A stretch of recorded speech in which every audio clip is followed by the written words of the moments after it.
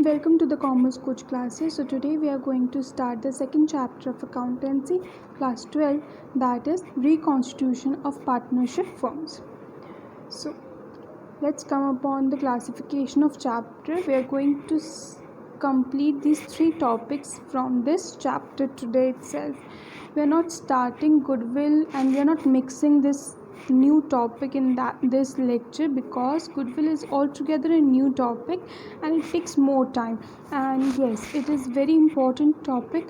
Do not skip any single point from this chapter because each and every concept that we are going to study in this chapter will help in another 4 chapters also. ठीक है, सो सबसे पहले topic है हमारे पास reconstitution of partnership deed. बहुत ध्यान से समझिएगा.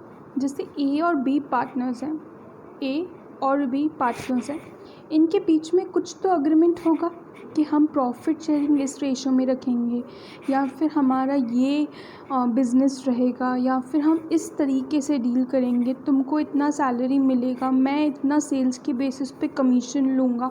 इस तरीके का कुछ ना कुछ तो एग्रीमेंट रहा होगा इनके बीच में.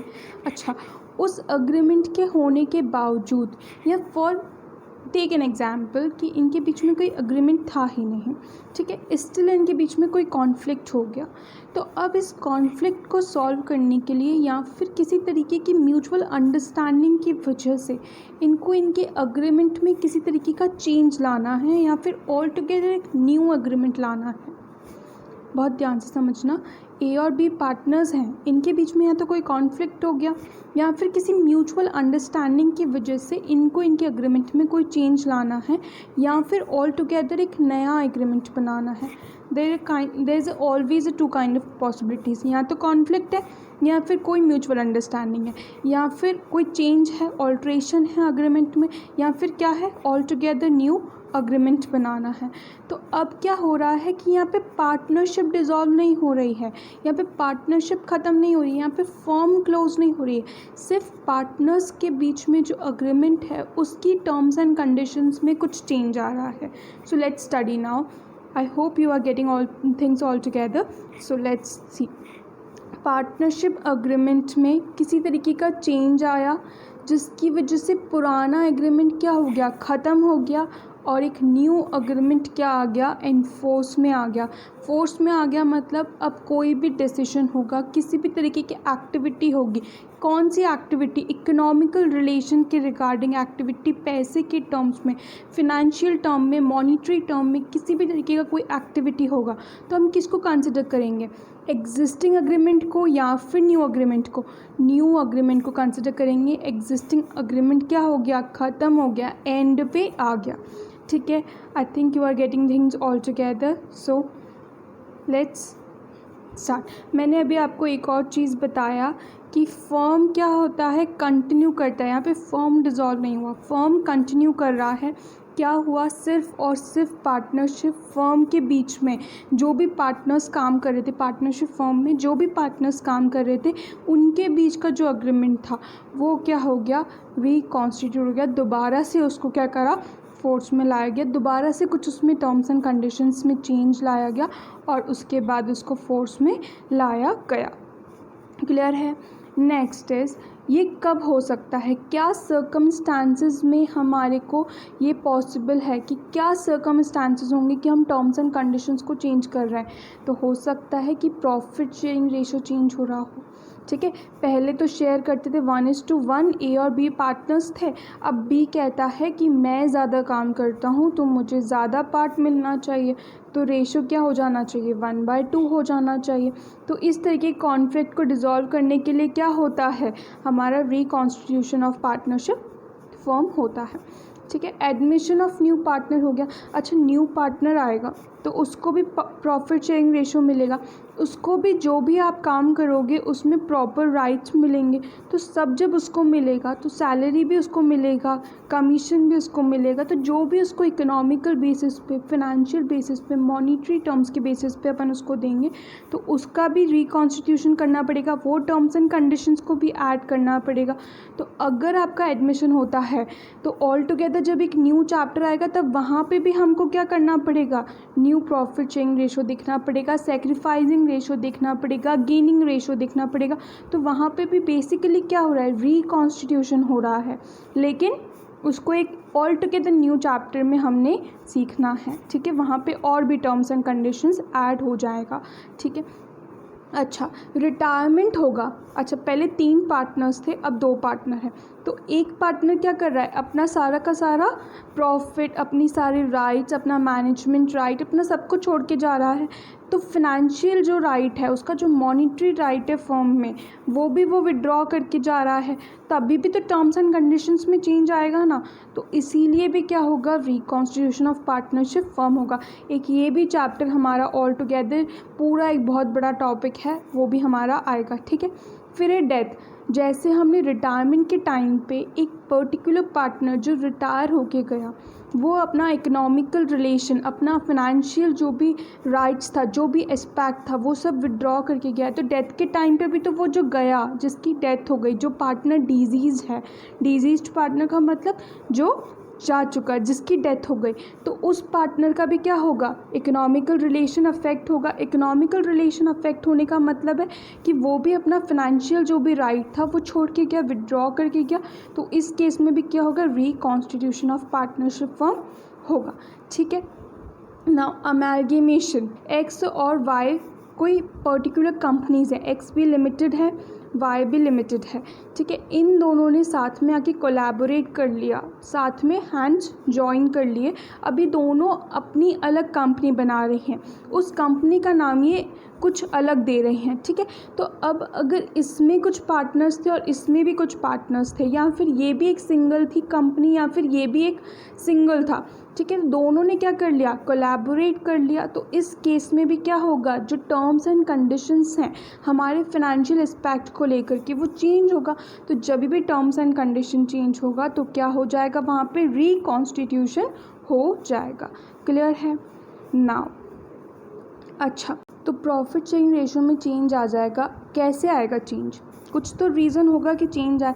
अच्छा, मैं मान लेते हैं कि मैं पार्टनर हूँ और मैं ज़्यादा प्रॉफिट की डिमांड कर रही हूँ। ठीक है, तो मैं ज़्यादा प्रॉफिट की डिमांड क्यों करूँगी, या तो मेरा कैपिटल ज़्यादा है, ठीक है, या फिर मैं बाकियों के कंपैरिजन में ज़्यादा काम करती हूँ, एक्टिव पार्टिसिपेशन है मेरा, मैं मैनेजमेंट ज़्यादा देखती हूँ। तो ये कुछ बेसिक टर्म्स होते हैं जिसकी वजह से पार्टनर्स क्या करते हैं, ज़्यादा प्रॉफिट का डिमांड करते हैं। तो इस केस में क्या होगा, टर्म्स एंड कंडीशंस में चेंज आएगा। टर्म्स एंड कंडीशन में चेंज आएगा तो इकोनॉमिकल रिलेशन चेंज होगा, और फिर आप आ जाएंगे रिकॉन्स्टिट्यूशन के चैप्टर पे नॉक करने और पूछने कि अब हम क्या करें। तो हियर इज़ द आंसर। सबसे पहले आपको फाइंड आउट करना पड़ेगा सेक्रीफाइसिंग रेशो क्या है और गेनिंग रेशो क्या है। ये सब अलग अलग टॉपिक्स हैं, तो आज हमारा टॉपिक का मेन फोकस किस पे है, सेक्रीफाइसिंग एंड गेनिंग रेशो पे। ठीक है, see what do you mean by sacrificing ratio. मैं ज़्यादा डिमांड करी, ठीक है, हम 3 पार्टनर्स हैं, मैं ज़्यादा डिमांड करी हूँ तो ऑब्वियसली किसी और को उतने पार्ट से या उतने अमाउंट से क्या करना पड़ेगा, सरेंडर करना पड़ेगा, विड्रॉ करना पड़ेगा, या फिर अपना शेयर, अपना फाइनेंशियल राइट जो है वो छोड़ना पड़ेगा। तो जब भी PSR में चेंज आएगा, एक या एक से ज़्यादा पार्टनर्स को उनका अमाउंट, उनका फाइनेंशियल राइट क्या करना पड़ेगा, सरेंडर करना पड़ेगा, विड्रॉ करना पड़ेगा, छोड़ना पड़ेगा। तो जैसे वो छोड़ेंगे तभी तो मुझे मिलेगा। तो यहाँ पे जो आपने सरेंडर किया PSR में से, वही क्या हो जाएगा, आपका सेक्रीफाइसिंग रेशो हो जाएगा। Clear. Next is sacrificing ratio का फॉर्मूला क्या होता है, old ratio minus new ratio. ठीक है, सेक्रीफाइसिंग रेशो का फॉर्मूला क्या होता है, old ratio minus new ratio. पहले आपके पास कुछ था, अभी आपके पास कुछ है, तो आपने सेक्रीफाइस कितना किया, that will be the your sacrificing ratio. Next is gaining ratio. क्या होता है, जब भी PSR में चेंज आएगा तो एक से ज़्यादा पार्टनर्स, एक या एक से ज़्यादा पार्टनर्स क्या करेंगे, सेक्रीफाइस करेंगे किसी और पार्टनर के सरेंडर की कॉस्ट पे। जितना सरेंडर होगा उतना ही गेन होगा। तो ये जो हमने गेन किया, इसी को हम क्या बोलते हैं, गेनिंग रेशियो बोलते हैं। इसका फॉर्मूला क्या होता है, अभी हमारे पास इतना है, पहले हमारे पास इतना था, तो हमने कितना गेन किया, that will be the answer. यहाँ पे हमारे पास 2 कंपोनेंट्स हैं, बहुत ध्यान से सुनना, ओल्ड और न्यू। सेक्रीफाइसिंग रेशो में ओल्ड पॉजिटिव होता है और गेनिंग रेशो में न्यू पॉजिटिव होता है। सेक्रीफाइसिंग के केस में न्यू माइनस का होता है और गेनिंग रेशियो में ओल्ड माइनस का होता है। तो यहाँ पे कंपोनेंट सेम है, सिर्फ और सिर्फ माइनस प्लस का डिफरेंस आ जाता है। ये डिफरेंस और भी ज़्यादा इंपॉर्टेंट हो जाता है जब हम प्रैक्टिकल पार्ट पे आते हैं। तो लेट्स अंडरस्टैंड, बहुत ध्यान से सुनना। ए और बी पार्टनर्स हैं, 2:1 का रेशो है। अब इनका रेशो कितना हो गया? इक्वली। कब से? 1 अप्रैल 2019 से। इनका इंडिविजुअल पार्टनर का गेन और सेक्रीफाइस देखना है। इंडिविजुअल का मतलब क्या होता है मुझे बताने की ज़रूरत तो नहीं है। इंडिविजुअल मतलब कोई अपना नहीं है, ए अलग है, बी अलग है, ठीक है। ए का पहले कितना रेशो था? 2, बी का कितना था? 1, ठीक है। अच्छा, तो 3 में से 2 भाग तो ए का था और 3 में से 1 भाग बी का था। अभी क्या है? 2 भाग हैं, 1/2 इसका है और 1/2 इसका है, ठीक है। अब हमको कैसे पता कि इसने सेक्रीफाइस किया है या इसने सेक्रीफाइस किया है? हमको कैसे पता इसने गेन किया है या इसने गेन किया है? तो ओल्ड माइनस न्यू इस पे लगाऊं कि ओल्ड माइनस न्यू इस पे लगाऊं? किस पे मैं सेक्रीफाइस का रेशो लगाऊं और किस पे गेन का रेशो लगाऊं? तो यहाँ पे जो मैंने आपसे बात कही कि यहाँ पे सिर्फ कंपोनेंट्स अलग अलग साइन के हैं लेकिन सेम नेचर के हैं। ओल्ड और न्यू तो सेम है ना, तो अगर मैं इसको उल्टा कर दूं तो क्या हो गया? गेन हो गया। और इसको उल्टा कर दूं तो क्या हो गया? सेक्रीफाइस हो गया। तो अगर इसके केस में आंसर पॉजिटिव है तो सेक्रीफाइस, नेगेटिव है तो गेन। इसके केस में आंसर पॉजिटिव है तो गेन और नेगेटिव है तो सेक्रीफाइस। अभी इतना पैनिक नहीं करना, आते हैं अपन इसके टॉपिक पे। कभी भी आप एग्ज़ाम में ये पॉइंट करेंगे या एग्ज़ाम में एक क्वेश्चन आएगा तब कोई दोनों फॉर्मूलेज लिखने पड़ेंगे, ठीक है। अब आपको पहले तो फॉर्मूले के अकॉर्डिंग ये पुट करना पड़ेगा। यहाँ पे इसने क्या किया? दोनों जगह पे ओल्ड माइनस न्यू पुट किया।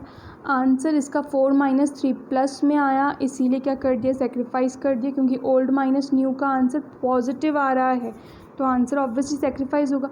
लेकिन यहाँ पे 2 - 3 माइनस का 1/6 आया ना, 2 - 3 माइनस का 1/6 आया ना, तो इसीलिए क्या हो गया? आपका गेन हो गया, क्योंकि अपन ने फॉर्मूला तो लगाया है सेक्रीफाइस का लेकिन आंसर आया है नेगेटिव में, तो ये क्या हो गया? आपका गेन हो गया, ठीक है। यहाँ पे हमारे पास एक और प्रॉब्लम गिवन है। ए बी सी का पार्टनर्स हैं, 3:2:1 का रेशो है। The new ratio will be turned into 2:2:1, ठीक है। तो अब इसका ओल्ड रेशो रखेंगे अपन एक जगह पे, दूसरी जगह पे न्यू रेशो रखेंगे। इंडिविजुअल, ए का अलग, बी का अलग, सी का अलग, आंसर विल बी देयर। अगर प्लस में आंसर आएगा इसका तो सेक्रीफाइस है और माइनस में आंसर आएगा तो गेन है, ठीक है। There is no need to worry at all. आप ये क्वेश्चन कीजिएगा। और भी क्वेश्चंस आपके पास बुक्स अवेलेबल हों तो आप कर सकते हैं, अदरवाइज़ आई ट्राई कि मैं डिस्क्रिप्शन बॉक्स में एक और लिंक डाल दूँ जहाँ पे आपके पास ओल्ड माइनस न्यू, ये सेक्रीफाइसिंग और गेनिंग के क्वेश्चंस रहें, तो आप उसमें से भी प्रैक्टिस कीजिएगा। कोई भी डाउट आए तो feel free to ask us. You have our contact details in description box and notes as well, ठीक है।